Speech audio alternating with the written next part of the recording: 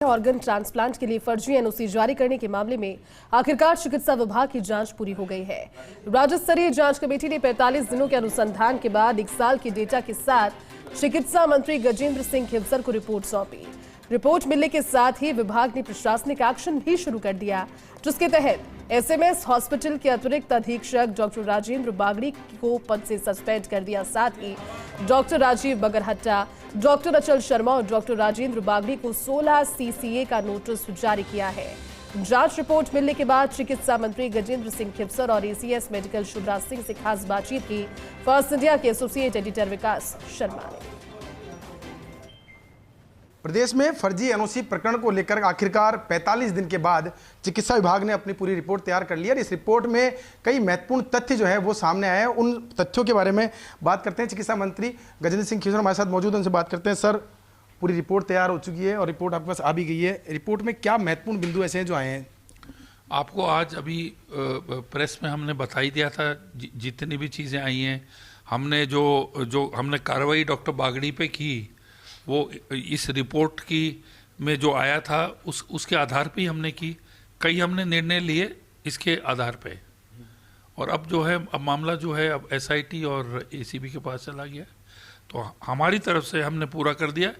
जैसे हमें इंफॉर्मेशन मिलती जाती है एसआईटी से, जो हमें कुछ लीड्स मिलेंगे, हमें एसीबी से मिलेंगे, तो हमें जो कार्रवाई करनी होगी हम तुरंत करेंगे। सर, अगर बात करें जांच रिपोर्ट की तो बिंदुवार बताएं कि जांच कमेटी ने क्या माना है पिछले 45 दिन के अनुसंधान के अंदर कि किस तरह की लैप्स हुई है, किस किस स्तर पे लैप्स हुई है और उन लैप्स के पीछे का कारण क्या क्या रहा है? मैंने आपको बोला था सबसे पहले, ये जो गोरख धंधा है, इसका जो हमें लीड्स मिले, हम 2020 तक तो पहुंच गए हैं। 2020 तक तो हमारे पास डॉक्यूमेंट्री प्रूफ है। उससे आगे कितनी पहले हुई थी। अब धीमे धीमे जैसे पेंडोरास बॉक्स खुलेगा तो हमें आगे लीड्स मिलेंगे। 2020 तक के हमारे पास एविडेंस, डॉक्यूमेंट्री एविडेंस है। और इसके अंदर जो है, पिछली सरकार के टाइम में इन्होंने क्या की कि अथॉरिटी को सेंट्रलाइज कर दिया। इन्होंने 2 कमेटी को 1 बना दिया, सिंगल कर दिया। इन्होंने प्रिंसिपल सेक्रेटरी हेल्थ को हटा दिया और सरकारी नॉमिनी को हटा दिया। तो मतलब सरकार तो आउट ही होगी बिल्कुल। और फिर उसके बाद में मेन क्रीम पद जो है, प्रिंसिपल बन गए अपने मेडिकल कॉलेज के, एसएमएस के, आरयूएचएस के बन गए। सोटो अपने पास में रख लिया, अपनी मर्जी के लोगों को अपॉइंट कर लिया और मन मर्जी करते रहे। तो ये सेंट्रलाइज अथॉरिटी जब बन गई और एक पावर सेंटर, बेसिकली मैं कहूँगा एक पावर सेंटर, तो जब ये सब बन गया तो पूरा सिस्टम ढीला हो गया। कोई मीटिंग की खाली सूचना देते थे, उसके अंदर क्या एजेंडा है, उसके अंदर क्या मिनट्स हैं, कितनी एनओसी दी गई, कितनी रिजेक्ट की गई, क्या एप्लीकेंट्स कौन था, रिकॉर्ड में कुछ भी नहीं है। तो ये जो ढीलापन जो हो गया था, इस ढीलेपन की ओट में गौरव सिंह जैसे गुंडे पैदा हो गए और उन्होंने डायरेक्ट डीलिंग करनी शुरू कर दी। जब डायरेक्ट डीलिंग उन्होंने एनओसी की शुरू कर दी फर्जी सिग्नेचर्स के साथ में, तो हमारे एनओसी के लिए दरखास्तें आनी कम हो गई बिल्कुल। ये बेसिक इशू है। सर, जिन लोगों ने इस पूरे मामले को खोला, चाहे वो एसएमएस मेडिकल कॉलेज के प्राचार्य हो डॉक्टर राजीव बरगट्टा और डॉक्टर अचल शर्मा, दोनों की अगर बात करें, उनकी भूमिका को कैसे मानते हैं? क्योंकि उन लोगों ने आपका मामला जो ये पूरा मामला था उसको खोला भी है, लेकिन उन पर कार्रवाई भी हो रही है। उनकी भूमिका भी संदिग्ध बताई गई आपके द्वारा। देखो, 2023 के अंदर मध्य के अंदर जब आपकी ये जो कमेटी मर्ज होके भंडारी जी के कहने पे मर्ज हुई और इनको बना दिया प्रिंसिपल, इनको इसका बना के इसको करके चेयरपर्सन करके, या जो कुछ भी हुआ इनकी नज़र के नीचे, इनकी अथॉरिटी के नीचे हुआ। रिस्पॉन्स लेकिन कमेटी की एक भी बैठक नहीं हुई तो उनको दोषी कैसे? बैठक उन्होंने क्यों नहीं करी? बैठक तो उनको ही करनी थी। वो कमांड कर रहे थे पूरा उसको। ही वॉज द हेड और सुपरिंटेंडेंट वॉज हिज डेप्यूटी। तो उन्होंने मीटिंग क्यों नहीं होल्ड करी? मतलब ये इसका मैं कहता हूँ कोई जवाब ही नहीं है कि मीटिंग क्यों नहीं होल्ड करी। There was no meeting. अब इससे भारी लैप्स क्या हो सकता है कि 2023 जब से टेक ओवर लेके अभी तक कोई मीटिंग ही नहीं हुई। और इसके वजह से ही तो ये जितना भी जो करप्शन आया है, बिकॉज ऑफ लूज एडमिनिस्ट्रेशन। आप ये नहीं कह सकते हो कि उनका जो रोल रहा है वो बहुत इररिस्पॉन्सिबल रहा है। सर, रोल रिस्पॉन्सिबल रहा, लेकिन आपने एक बात कही कि उनकी जिम्मेदारी बनती है, लेकिन चर्चा ये है डॉक्टरों में कि अगर इस तरह से केस उजागर करना और उसके बाद में कार्रवाई होना, तो ऐसे में फिर और डॉक्टर जो है अगर इस तरह केस आएंगे तो वो क्यों उजागर करेंगे? देखिए, आप तो विश्व भर में देखते हैं कि कई ऐसे मुद्दे होते हैं तो प्रेसिडेंट रिजाइन कर जाते हैं, उसकी एक मॉरल रिस्पॉन्सिबिलिटी लेते हैं, प्रधानमंत्री हो जाते हैं, चीफ मिनिस्टर हो जाते हैं, मंत्री हो जाते हैं। ये तो मेरे विभाग में कोई ऐसा हो तो मुझे एज अ मिनिस्टर इस्तीफा एज अ मॉरल रिस्पॉन्सिबिलिटी देना चाहिए। तो उनकी मॉरल रिस्पॉन्सिबिलिटी फेल हुई और उनके नीचे, नाक के नीचे ये सब हुआ, तो मॉरल रिस्पॉन्सिबिलिटी तो बनती है उनको खुद ही रिजाइन कर देना सर, चाहिए। अंतिम सवाल आपका, क्या लगता है आपको इसका पूरा जो तार था इंटरनेशनल लेवल से जुड़ा हुआ है और साथ में इसमें करप्शन बड़े लेवल पे हुआ है? ये जो ऑर्गन जो है इसकी बहुत भारी प्राइस है। गरीब आदमी जो है उसकी जो 2 किडनी है वो 1 किडनी देने को तैयार है, उसको 4, 5, 6, 4 लाख मिल जाए, उसके पास मतलब घर में खाना परिवार को खिलाने के लिए नहीं है। वो जो गरीब आदमी है वो एक तरह से वो एनेमर्ड हो जाता है कि मुझे इतने लाख रुपए मिलेंगे। तो ये एक ट्रेड है, ये एक बिजनेस है, और इसमें जो गरीब है उनको प्रोत्साहन दिया जाता है और वो अपनी किडनी और अपने ऑर्गन बेचते हैं। हमारे साथ विभाग की एसीएस शुभ्रा सिंह मौजूद है, लगातार इस पूरे मामले को लीड कर रही हैं और साथ में एक एक बिंदु पर न सिर्फ मीडिया से बातचीत की बल्कि हर चीज़ को क्लियर करने की कोशिश की। मैडम, 45 दिन की जांच और आखिरकार रिपोर्ट आ गई, किस तरह से संतुष्ट है इस रिपोर्ट से और आगे के लिए विभाग का क्या एक्शन प्लान रहेगा इसको लेकर? ये जो पूरा एक स्कैम अनअर्थ हुआ है कि इतने बड़े स्केल पर ऑर्गन ट्रांसप्लांट में भ्रष्टाचार पाया गया, उससे विभाग बहुत बुरी तरह से सकते में था। और आज जब ये रिपोर्ट आई है तो हमें उसके बारे में हमें ये पता चल रहा है कि कितना बड़ा ये स्कैम था। हमने ये भी देखा कि पूरे राज्य में जो 15 अस्पताल थे उनमें से मुख्यतः 3 प्राइवेट अस्पताल ऐसे हैं जो कि इसमें प्रथम दृष्टया दोषी पाए जा रहे हैं, जहां पे बड़े नंबर्स में लगभग 163 के करीब फॉरेन ऑर्गन ट्रांसप्लांट्स हुए हैं फॉरेनर्स के, और उसमें वो नियर रिलेटेड भी नहीं थे, मतलब उनकी रिश्तेदारी भी नहीं थी। तो ऐसा लगता है कि प्रथम दृष्टया जो भी उल्लंघन हुआ है, जो भी नियम विरुद्ध कार्य हुआ है, वो इन 3 अस्पतालों में हुआ है। और बाकी जिन अधिकारियों की, व्यक्तियों की इसमें एक मॉरल ड्यूटी बनती है, वो भी इसमें क्लैरिटी आई और उसके ऊपर विभाग ने तुरंत ही कार्रवाई की है। जैसे डॉक्टर बागड़ी का अभी तक नाम नहीं आया था, और जो प्रिंसिपल और सुपरिंटेंडेंट हैं उनका रोल अभी तक इतना क्लियर नहीं था।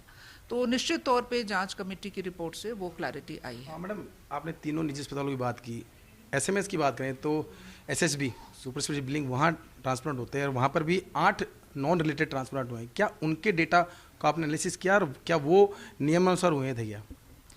देखिए, जो अभी तक हमारे पास जानकारी आई है तो अस्पताल की तरफ से एनओसी जारी हो रही थी। ऐसा नहीं है कि वो बिना एनओसी के ही वो ट्रांसप्लांट हो गए, और उसके बारे में कोई शिकायत अभी तक हमारे पास नहीं आई है, ना तो एसीबी से, ना पुलिस विभाग से।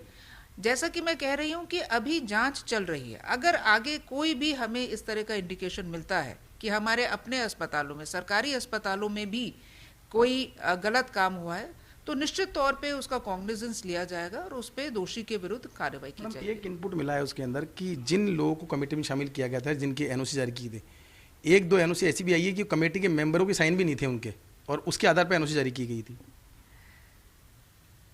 ये बात आप सही कह रहे हैं कि कुछ एनओसीज ऐसी हैं जिसमें सभी मेंबर्स के साइन नहीं थे। जैसे 5 डॉक्टर्स हैं तो उसमें से 3 के हो गए, और ये भी है कि मीटिंग्स पूरी तरह से नहीं हो रही थी, तो क्या सर्कुलेशन से उनके मिनट्स लिए जा रहे थे। कई अनियमितताएं मिली हैं, और जो सीनियर डॉक्टर्स के विरुद्ध जो पदाधिकारी भी थे उनके विरुद्ध जो इतना सख्त एक्शन लिया है वो इसी मद्देनज़र लिया गया है, क्योंकि जो सिस्टम्स थे वो पूरी तरह से काम नहीं करते। मैडम, अगर डेटा की बात करें, पूरा 1 साल का डेटा कमेटी ने एनालिसिस किया है, उस डेटा में क्या क्या निकल के आया है, कितने ट्रांसप्लांट हुए थे? क्योंकि आंकड़ों को लेके बड़ी गफलत है, 900 ट्रांसप्लांट बताए जा रहे हैं विदेशियों के। एक बार वो क्लियरिटी कर दीजिए, कमेटी ने क्या माना है अपनी इन्वेस्टिगेशन के अंदर? देखिए, एक साल का हमने डेटा लिया है 18 अप्रैल 2023 से 31/3/2024 का डेटा सबसे पहले जांच कमेटी ने अपना देखा है और उसमें करीब 945 ट्रांसप्लांट इस अवधि में होना पाया गया है। 11 अस्पताल तो प्राइवेट थे और 4 सरकारी थे। जो संदेह का बिंदु है वो नॉन रिलेटेड, जो कि नज़दीकी रिलेशनशिप में, रिश्तेदारी में नहीं थे, उसके बाद भी हो गया, और उसमें भी जो बाहर से आए थे, जो फॉरेनर्स थे। अभी जो संदेह की धुरी है वो वहीं तक आ रही है और 40 दिन के अंदर हर एक एनओसी की तह में जाना मुझे लगता है पॉसिबल भी नहीं था। विदेशी कितने थे वो? विदेशी 163 जो नॉन रिलेटेड थे और 8 रिलेटेड थे। ये रिपोर्ट हम एसआईटी के साथ भी शेयर करेंगे और वो फिर आगे इसका अनुसंधान करेंगे और देखेंगे कि इसमें वास्तव में कितने केसेस में कोई भ्रष्टाचार हुआ है। मैडम, अंतिम सवाल की ये जो पूरा मामला था कि टोटल केस सामने आए उनमें विदेशी भी हैं, तो क्या विदेशों में जाकर के वहाँ टीम पहुँचेगी या फिर यहाँ से इन्वेस्टिगेशन कैसे किया जाएगा? क्योंकि इंटरनेशनल लेवल पे पूरा मामला पहुँच चुका है, तो किसकी मदद ली जाएगी इसके लिए? जैसा कि आपके ध्यान में है कि जो एक्ट है उसके तहत केवल अप्रोप्रिएट अथॉरिटी ही कार्य कर सकती है। विभाग में जो अप्रोप्रिएट अथॉरिटी है वो क्रिमिनल ऑफेंस के अगेंस्ट काम नहीं कर सकती, इसलिए सरकार ने पूरा लीगल राय लेके श्रीमन मीना जो एडिशनल डीसीपी हैं पुलिस विभाग में, उनको अप्रोप्रिएट अथॉरिटी बनाया है और उन्हीं को सपोर्ट करने के लिए पुलिस विभाग ने एक एसआईटी का गठन किया है। और निश्चित तौर पर ये जो एसआईटी है, जहां भी ज़रूरी होगा प्रदेश में, प्रदेश के बाहर दूसरे राज्यों में, और अगर ज़रूरी हुआ तो दूसरे देश में भी जाकर पूरे जो तार हैं कहाँ तक फैले हैं उसके बारे में अनुसंधान करेगी और सत्य जो है वो सामने आएगा। मैडम, अंतिम सवाल एक और, आप खुद डोनर हैं और आप समझ सकते हैं इस पूरी जो मुहिम है इसको किस तरह से चलाना है आगे, और जो छवि खराब हुई है तो आगे के लिए क्या एक्शन प्लान, क्योंकि ये बहुत ज़रूरी है, जीवनदायिनी मुहिम है, आप खुद इससे जुड़े हुए हैं डायरेक्ट। ये बहुत ही एक व्यक्तिगत प्रश्न है। आप देख रहे हैं कि जब से मैं मेडिकल हेल्थ में आई हूँ पिछले 1 साल में, हम इस प्रोग्राम को, ऑर्गन ट्रांसप्लांट के प्रोग्राम को खड़ा करने के लिए पूरी तरह से जुटे हुए थे।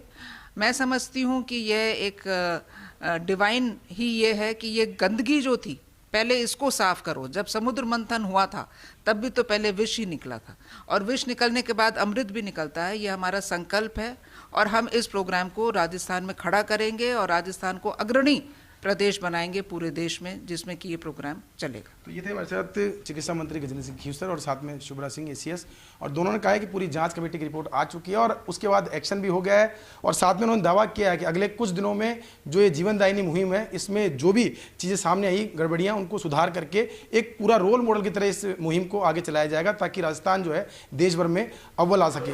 कैमरा पर्सन संजय के साथ Vikas Sharma, first India news, Jaipur.